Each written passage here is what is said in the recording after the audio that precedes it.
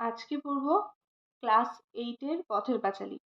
আগের দিন পথের পাঁচালীর প্রথম পর্ব পড়িয়েছিলাম, এবার পড়ব পথের পাঁচালীর দ্বিতীয় পর্ব। আমি পথের পাঁচালীটা আগে পড়াচ্ছি, তার কারণ হচ্ছে সাহিত্য মেলাটা এখনো সকলের পুরোপুরি পরীক্ষা শেষ হয়নি, সেই জন্য আমি অপেক্ষা করছিলাম। সামনের সপ্তাহ থেকেই সাহিত্য মেলাটা পড়াতে শুরু করব। আচ্ছা, এটা তো গল্পের মতো, তার জন্য আরো আজকে দ্বিতীয় পরিচ্ছেদ, হ্যাঁ, 2 নম্বর অধ্যায়টা পড়াবো। আগের অধ্যায়ে আমরা কি দেখেছিলাম, যে কুঠির মাঠ দেখতে গেছিল হরিহর তার ছেলে অপুকে নিয়ে।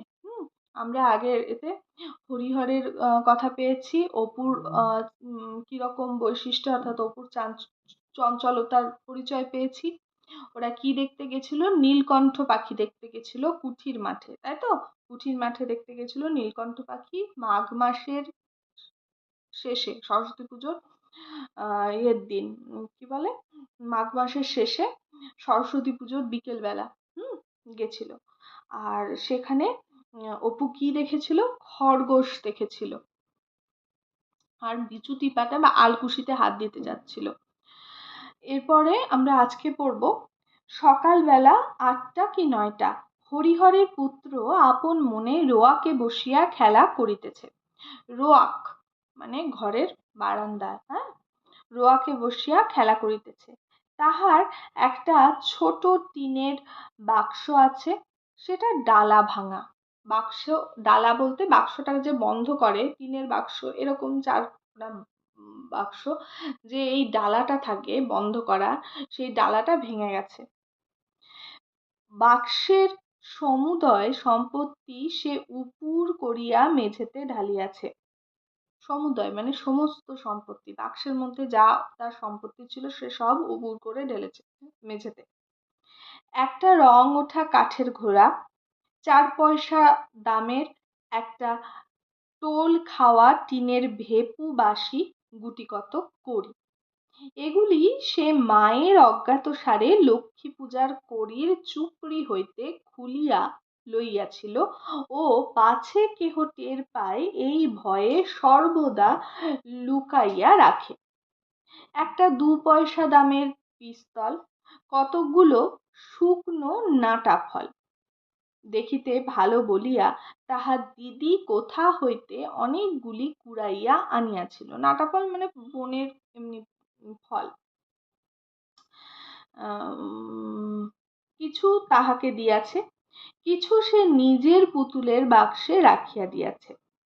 খানকতক খাপড়ার কুচি, ওই আমরা গ্রামের দিকে টালি ভাঙা বলতাম, ওগুলোকে, মানে বিভিন্ন ধরনের পাথর, তারপর এই ফুল, এগুলো দুর্গা কি করে, দুর্গা গ্রামের মধ্যে বনে বাদারে ঘুরে বেড়ায়, আর এইগুলোকে সংগ্রহ করে, আর এনে ভাইকে কিছু দেয়, নিজের কাছে কিছু রাখে। আর অপুর বিভিন্ন মেলায় সে যা কিনেছে, এই রথের মেলা, চড়কের মেলা, এই গ্রামে যে সমস্ত ছোটখাটো মেলা বসে, সেই মেলাতে বাবা যেরকম কিনে দেয়, এই যেমন এই 2 পয়সার ইয়ে কি বলে পিস্তল, এই ইয়েগুলো, সেইগুলো 2 পয়সা দামের পিস্তল, এই যে খেলনা, এইগুলো সে কোথায় রেখেছে? ওই বাক্সের মধ্যে রেখেছে। গঙ্গা যমুনা খেলিতে এই খোপড়াগুলির লক্ষ্য অব্যর্থ বলিয়া বিশ্বাস হওয়ায় সে এগুলি সযত্নে বাক্সে রাখিয়া দিয়েছে। এখানে তো বাক্সেতে তো অপু দুর্গার খেলার জিনিসই থাকবে, গঙ্গা যমুনা এরকম ভাবে ছুঁড়ে ইয়ে করে খেলে, বিভিন্ন ধরনের খেলা, তো সেই খেলাতে এইগুলো লাগে, তো ভালো ভালো খাপড়াগুলো সে সেরকম ভাবে তুলে রেখে দিয়েছে, এগুলো তাদের কাছে মহা মূল্যবান সম্পত্তি। এতগুলি জিনিসের মধ্যে সবে সে টিনের বাঁশিটা কয়েকবার বাজাইয়া সেটি সম্বন্ধে বিগত কৌতূহল হইয়া তাহাকে এক পাশে রাখিয়া দিয়াছে। কাঠের ঘোড়া নাড়াচাড়া করা হইয়া গিয়াছে, সেটিও এক পাশে পিঞ্জরাপোলের আসামির ন্যায় পড়িয়া আছে। পিঞ্জরাপোল মানে হচ্ছে চিড়িয়াখানা, হ্যাঁ, মানে সবকিছু ওই মানে ওই বন্দি চিড়িয়াখানায় যেমন বন্দি থাকে জীবজন্তুরা, ঠিক সেরকম ভাবে বন্দির মতন যেন সেগুলো পড়ে আছে, মানে আসামির মতন, মানে সেগুলো যেন কিছু একটা অন্যায় করেছে সেইগুলোর ভয়, অর্থাৎ কোনোটাই সে যেন খুব আগ্রহের সঙ্গে দেখছে না, ও একটা করে দেখছে, খুঁজে আবার রেখে দিচ্ছে, দেখছে তুলছে রেখে দিচ্ছে, এরকম করছে। বর্তমানে সে গঙ্গা যমুনা খেলিবার খাপড়াগুলিকে হাতে লইয়া মনে মনে দাওয়ার ওপর গঙ্গা যমুনার ঘর আঁকা কল্পনা করিয়া চোখ বুজিয়া খাপড়া ছুঁড়িয়া দেখিতেছে তাক ঠিক হইতেছে কিনা। ওই গঙ্গা যমুনা এরকম করে চারটে ঘর কাটবে, এরকম এরকম করে, তারপরে ওই গুলিগুলোকে ছুড়বে। আমরা আগে গ্রামের দিকে বলতাম যে কিতকিত খেলা, এরকম টাইপের খেলা। তো এই তখন ওই খাপড়াগুলো কাজে লাগবে, তাড়াতাড়ি যাবে, খসখস করে মাটিতে সরে যাবে। তো ও সেটা পরীক্ষা করছে যে এটা ঠিকঠাক হবে কিনা। এমন সময় তাহার দিদি দুর্গা উঠানের কাঁঠালতলা হইতে ডাকিল, অপু, ও অপু। সে এতক্ষণ বাড়ি ছিল না, কোথা হইতে এইমাত্র আসিল। তাহার স্বর একটু সতর্কতা মিশ্রিত। মানুষের গলার আওয়াজ পাইয়া অপু কলের পুতুলের মতো লক্ষ্মীর চুপড়ির কড়িগুলি তাড়াতাড়ি লুকাইয়া ফেলিল। পরে বলিল, কি রে দিদি? দুর্গা হাত নাড়িয়া ডাকিল, আয় এদিকে, শোন। দুর্গার বয়স 10-11 বৎসর হইল। গড়ন পাতলা পাতলা, রং অপুর মতো অতটা ফর্সা নয়, একটু চাপা, হাতে কাঁচের চুড়ি, পরনে ময়লা কাপড়, মাথার চুল রুক্ষ, বাতাসে উড়িতেছে। মুখের গড়ন মন্দ নয়, অপুর মতো চোখগুলি বড় বেশ ডাগর ডাগর। অপু রোয়াক হইতে নামিয়া কাছে গেল, বলিল, কি রে? তাহলে দুর্গার পদার্পণ হলো, অর্থাৎ দুর্গার আগমন ঘটলো আমাদের এই দ্বিতীয় পর্বে। দুর্গার চেহারা কিরকম? দুর্গা সতর্কতার সঙ্গে, দুর্গা সবসময় রুক্ষ চুল, পাতলা গড়ন, অপুর গড়নও পাতলা। অপু ফর্সা, দুর্গা একটু রং ময়লার, দুর্গার মতন অতটা ফর্সা নয়, গড়ন পাতলা পাতলা। তবে অপুর মতনই, দুর্গার মতন বলছি, দুর্গা অপুর মতন অতটা ফর্সা নয়, তবে অপুর মতো তার বড় বড় চোখ, অর্থাৎ চোখগুলো তার অপুর মতো খুব সুন্দর। এবং সে সবসময় মাথায় রুক্ষ চুল, পরনে ময়লা কাপড় আর হাতে কাচের চুড়ি। এই হচ্ছে দুর্গার বৈশিষ্ট্য। মুখের গড়ন মন্দ নয়, মানে মুখের যে চেহারা, মুখটা, সেটা মন্দ নয়, সেটা ভালো দেখতে। তো সে কি করছে, অত্যন্ত সতর্কতার সঙ্গে সে ভাইকে ডাকছে, অপু, অর্থাৎ মাকে লুকিয়ে, যাতে মা দেখতে না পায়। অপু কি করলো, কারোর ডাক শুনে ওর ওই সমস্ত জিনিসপত্র ওর ওই বাক্সের মধ্যে ভরে দিয়ে তারপর বলছে, কি রে দিদি? অপু ঘাড় নাড়িয়া বলিল, দুর্গার হাতে একটা নারিকেলের মালা। নারিকেলের মালা মানে নারকেল খেয়ে, নারকেল বের করে, নারকেলের যে ওই বাটিগুলো হয়, নারকেলের খোলের যে বাটিগুলো হয়, সেইটাকে বলছে নারিকেলের মালা।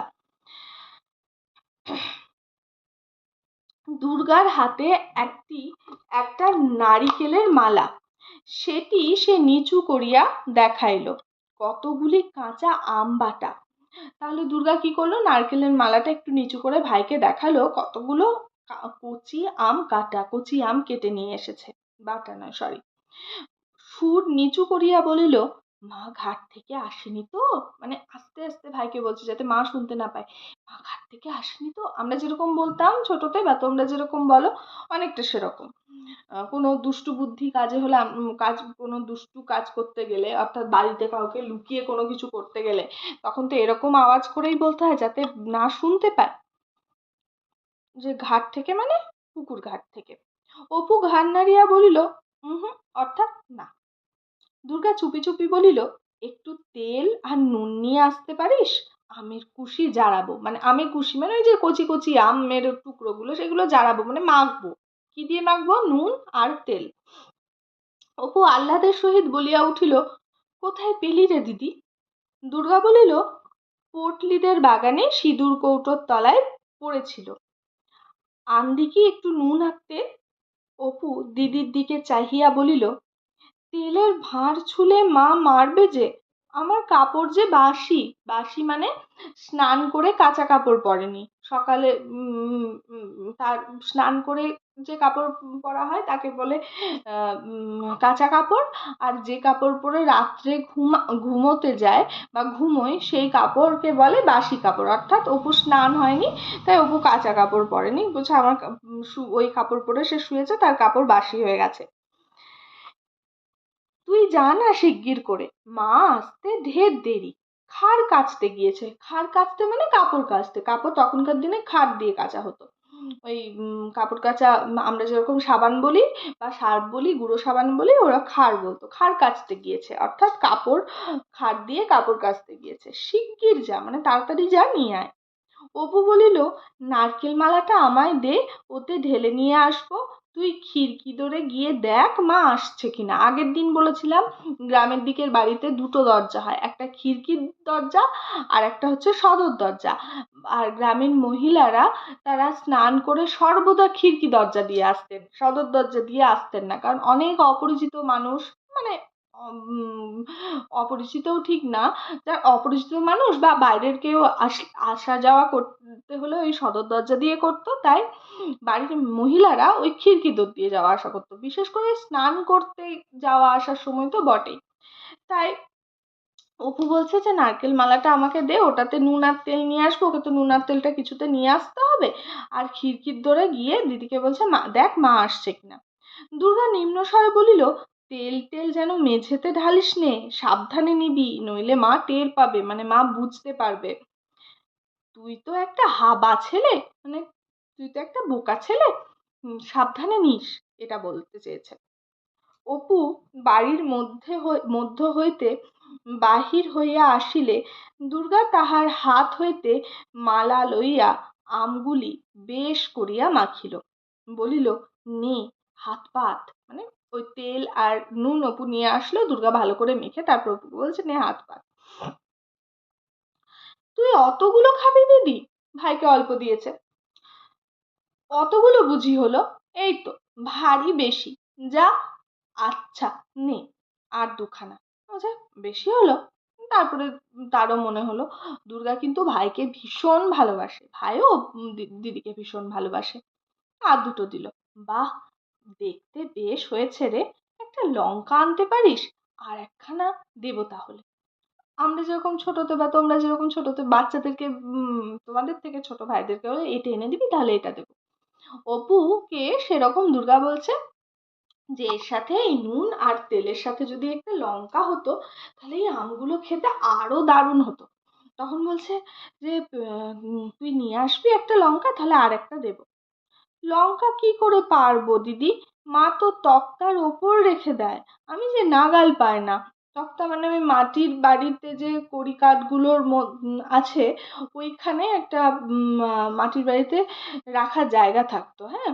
তো বলছে ওখানে তুলে দিলে ওখান থেকে আর নামাতে পারবে না। বলছে তক্তার ওখানে রেখে দেয়, ও অবুর হাতের নাগালের বাইরে। তবে যাকগে যা, আবার ওবেলা আনবো এখন।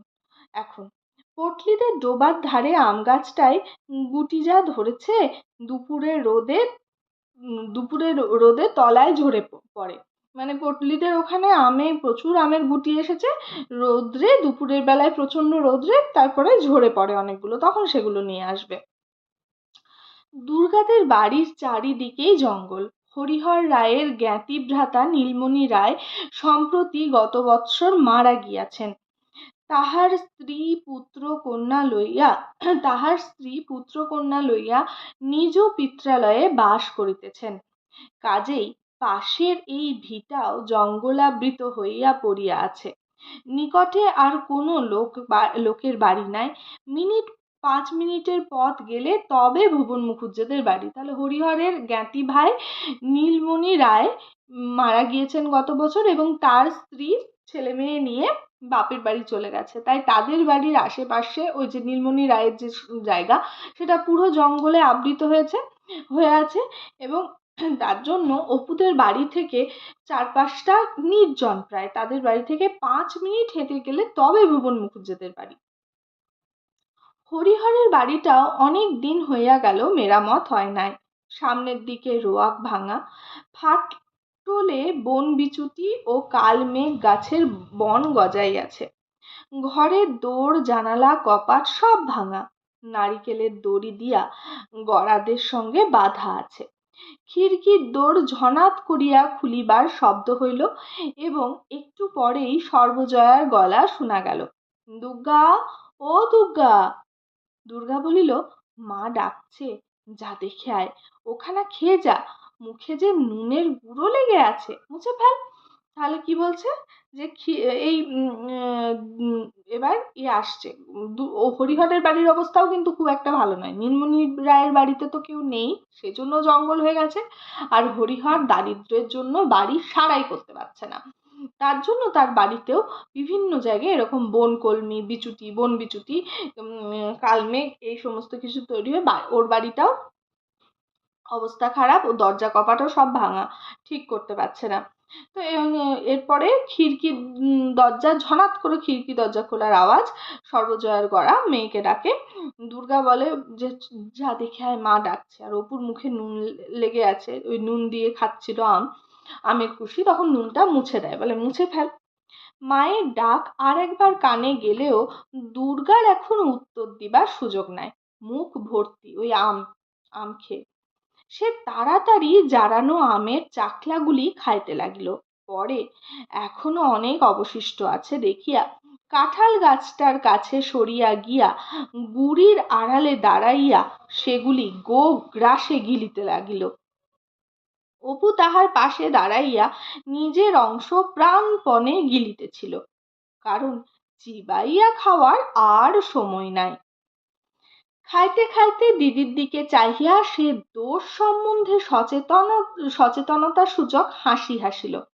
দুজন মিলে দুষ্টুমি করছে, মা ডাকছে, দুজন ওই আমের কুশিগুলো মুখের মধ্যে গোগ্রাসে মানে ভরছে আর গিলছে, ভরছে মানে ফেলতেও পারছে না, আবার বেশ অনেকক্ষণ ধরে বেশ আয়েশ করে উপভোগ করে যে খাবে তাও পাচ্ছে না।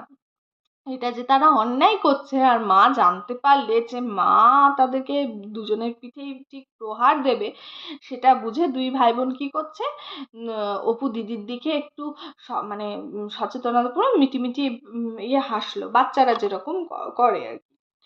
দুর্গা খালি মালাটা এক টান মারিয়া ভেরেন্ডা কচার বেড়া পার করিয়া নীলমণি রায়ের ভিটার দিকে জঙ্গলের মধ্যে ছুড়িয়া দিল, মানে খেয়ে ওটা ছুঁড়ে ফেলে দিল। ভাইয়ের দিকে চাহিয়া বলিল, মুখটা মুছে ফেল না বাদর, নুন লেগে রয়েছে যে। পরে দুর্গা নিরীহ মুখে বাড়ির মধ্যে ঢুকিয়া বলিল, কি মা, মানে যেন কিছুই ডাকেনি, মা ডাকছিল, সে দূর থেকে শুনেছে, সে আস্তে আস্তেই তার যা সময় লেগেছে, সে কোথাও বাড়ির আশেপাশে সে ছিল না।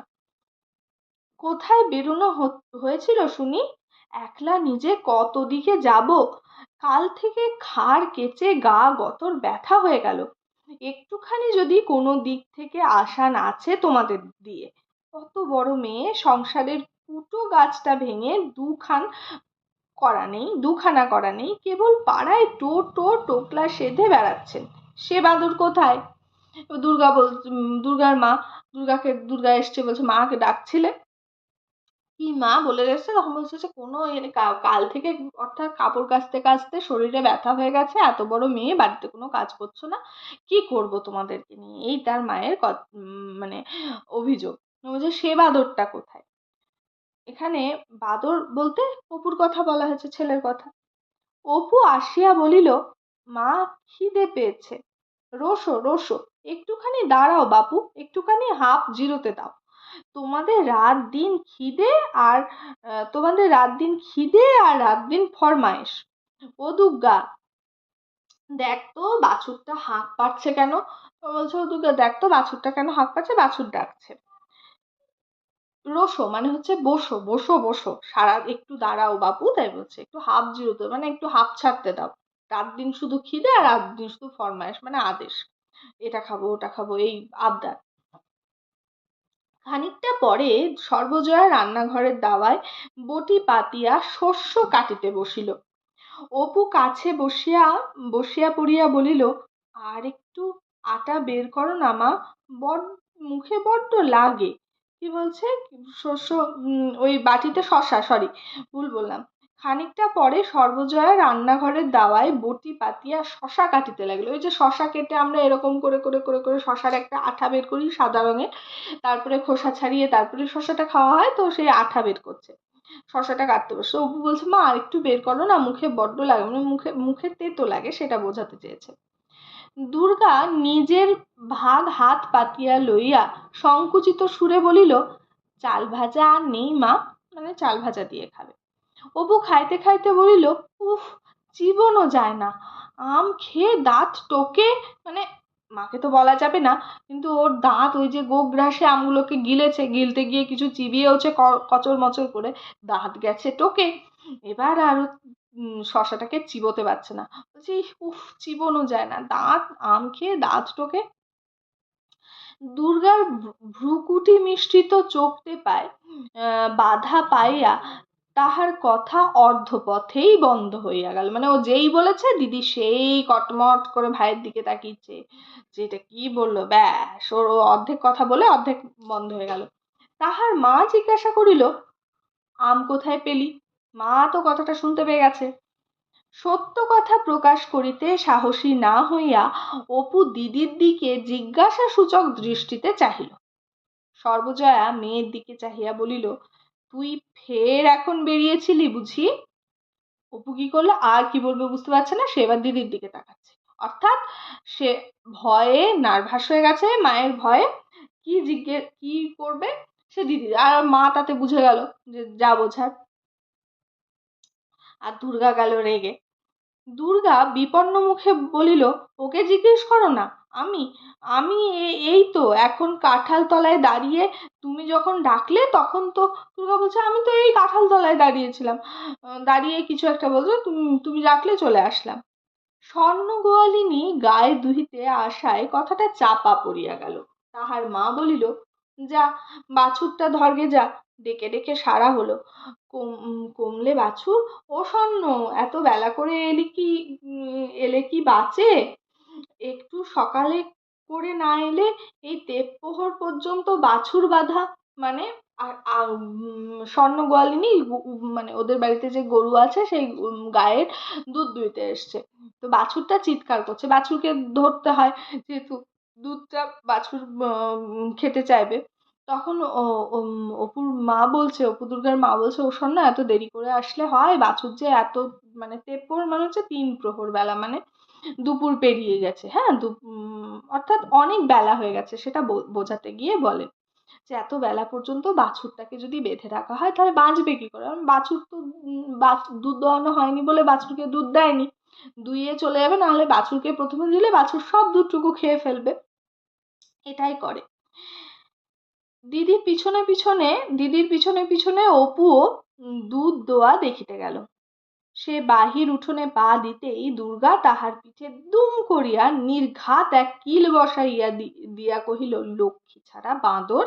পরে মুখ ভেঙাইয়া কহিল, আম খেয়ে দাঁত টোকে গিয়েছে, আবার আবার কোনোদিন আম দেব খেয়েও, ছাই দেব।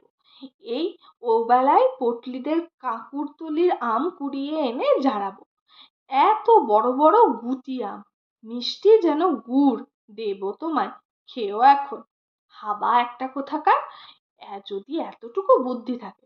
তাহলে দুর্গা কি বলছে, যে তোকে আবার এনে দেবো, আর কখনো দেবো না, অর্থাৎ মায়ের কাছে সে ইয়ে করে দিয়েছে, বলে দিয়েছে সব কথা, তাহলে ওকে কেন দেবে, এই কথাই বলতে থাকে যে আমি নিয়ে আসবো আবার আম বড় বড় মিষ্টি যেন গুড়, মানে এতটাই আম মিষ্টি যেন গুড়। দুপুরের কিছু পরে হরিহর কাজ সারিয়া বাড়ি ফিরল। সে আজকাল গ্রামের অন্নদা রায়ের বাড়িতে গোমস্তার কাজ করে। জিজ্ঞাসা করিল, অপুকে দেখছি নে? সর্বজয়া বলিল, অপু তো ঘুমোচ্ছে। দুর্গা বুঝি?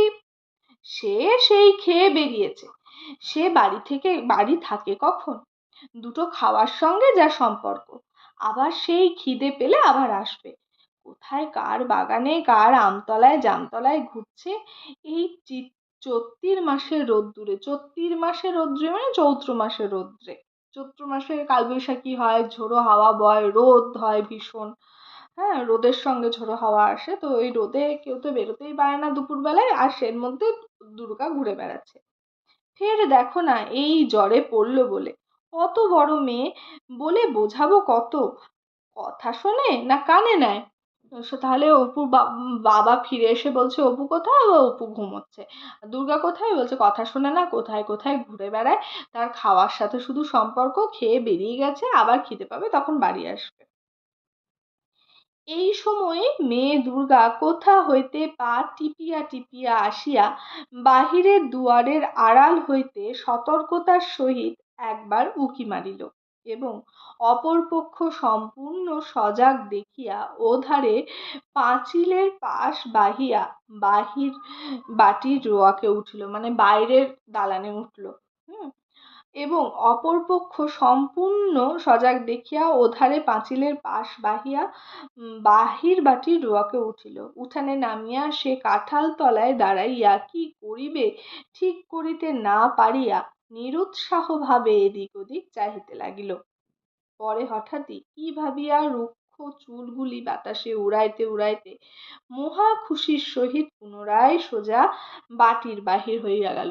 তাহলে দুর্গা কি করলো, বাবা মা যখন কথা বলছে তখন মানে চুপটি করে আস্তে আস্তে করে বাড়ি আসলো। হ্যাঁ, বাড়ি এসে পাঁচিলের পাশ দিয়ে সে বাবা মার কিছু কথা শুনেছিল বা শোনেনি, তার কি করবে বুঝতে পারছে না, তো সে তো বিশ্রাম নেবে না, সে তো টোটো করে ঘুরে বেড়ায়। সে কিছুক্ষণ কাঁঠাল তলার ওখানে দাঁড়ালো, দাঁড়িয়ে সে কি ভাবলো, কিছু হয়তো মনে পড়েছে, সে আবার দৌড়ে চলে গেল মহা আনন্দের সহিত, মানে আবার তার মাথায় কিছু একটা খেলেছে, কোথাও কোনো বনে বাদারে ঘোরার কথা। তো এই হচ্ছে দ্বিতীয় পর্ব বা দ্বিতীয় অধ্যায়। হুম, এই অধ্যায় থেকেও ছোট বড় কিন্তু অনেক প্রশ্ন আছে।